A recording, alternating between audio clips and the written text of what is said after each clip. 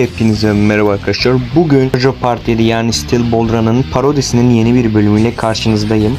Öncelikle videoya geçmeden önce like atmayı unutmayın. O zaman hadi başlıyoruz.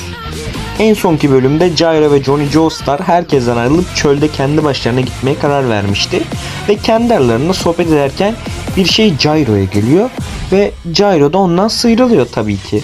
Birden bizim Gyro'nun kulakları deliniyor ve kanamaya başlıyor. Biri onlara vücutlarında kesikler oluşturan bir şey gönderiyor ve o atlı kişi onlara paralel bir şekilde yaklaşıyormuş. Johnny Joestar bunların kaktüs iğnesi olduğunu söylüyor.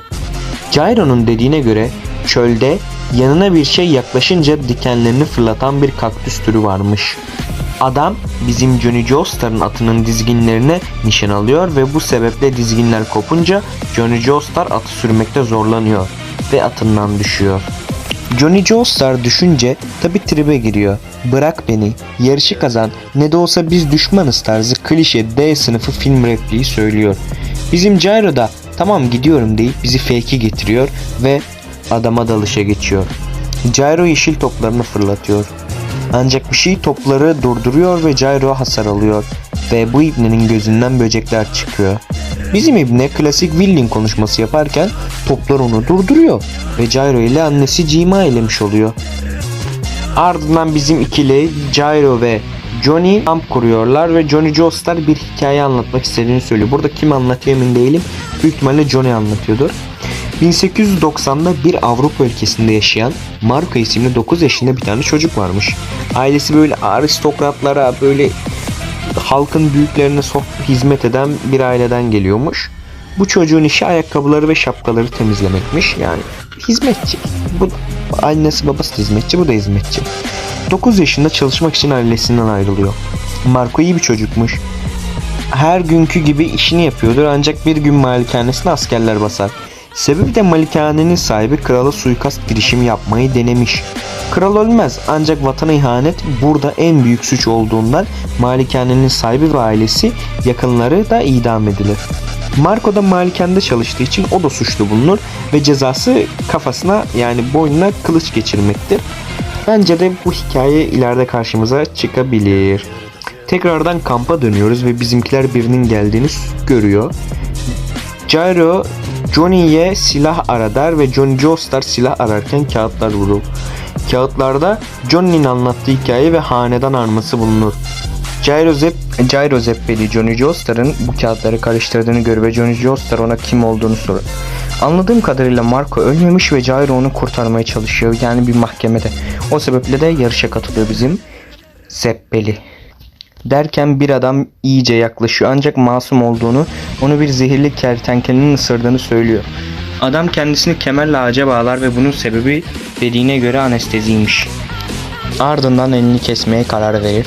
Ayrıca Johnny Joestar'ın dediğine göre 9, 10, 11. sıralar hep bum bummuş yani bir aileye aitmiş derken diğer ikisi de gelir.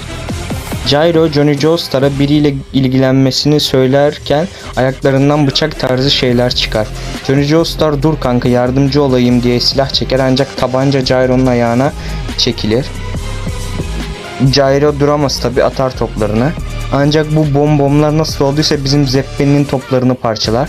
Bir bakıyoruz bizim bombomların birinde bir stand var. Ve Gyro Zeppeli de görüyor bu standı.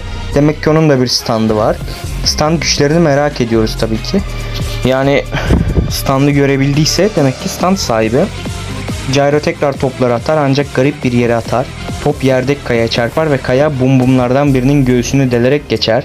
Anladığım kadarıyla güneş biraz önce batmış ve elinde bir fenerle Mountain Team'i görüyoruz. Görüyoruz ki Johnny Joestar türbanlı bir şekilde Mountain Team'e saldırıyor. Hem de at nalıyla. Mountain Team durduruyor tabi nasıl olduysa. Kesin bunda da bir stand var. İşte sonrasında Mountain Team ipini kement yaparak atıyor ve bizim Johnny Joestar'ı keklik gibi avlıyor. Johnny Joestar abi bakıyor ki olmayacak, cebinden hançer çıkartıyor ve kesecekken bir el ona engel oluyor.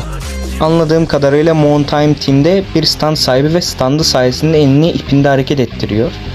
Bizimkiler kaçarken bir atlı onlara çok yaklaşıyor.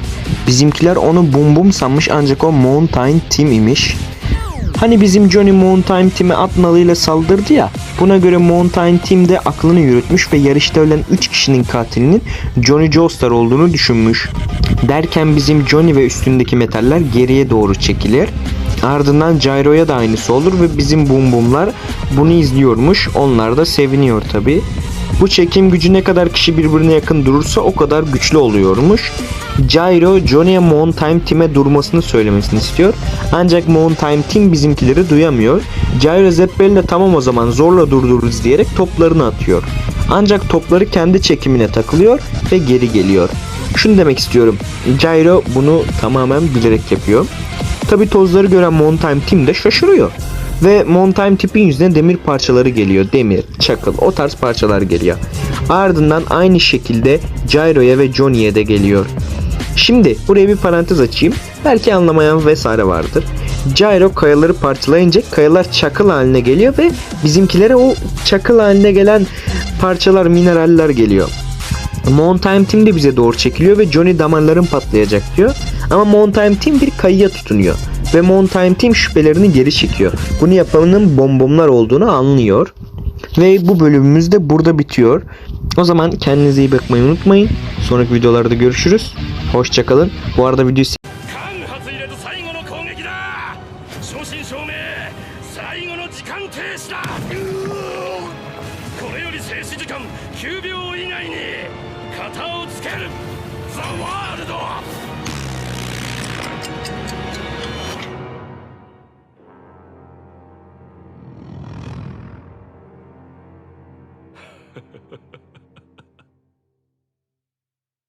秒経過2秒経過3秒経過ディオは時を止めたままなぜゆえか姿を消した。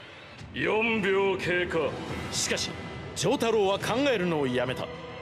ディオが何を策していようと、ディオが静止した時の中で2秒間だけ動くことのできる丈太郎をどんな方法で攻撃してこようと、もらった2秒という時間だけスタープラチナをぶちかますだけだ。5秒経過俺が思う確かなことは、ディオ、てめえの面を次見た瞬間、俺は多分プッツンするだろうということだけだぜ。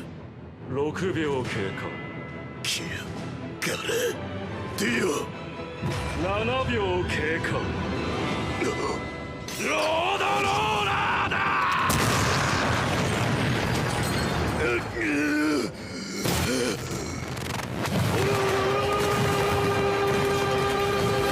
もう遅い、脱出不可能よ。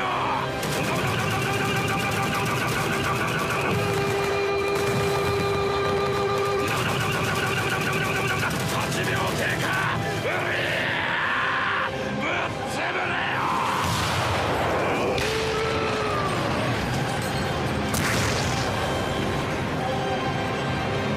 9秒経過。やった。終わったのだ。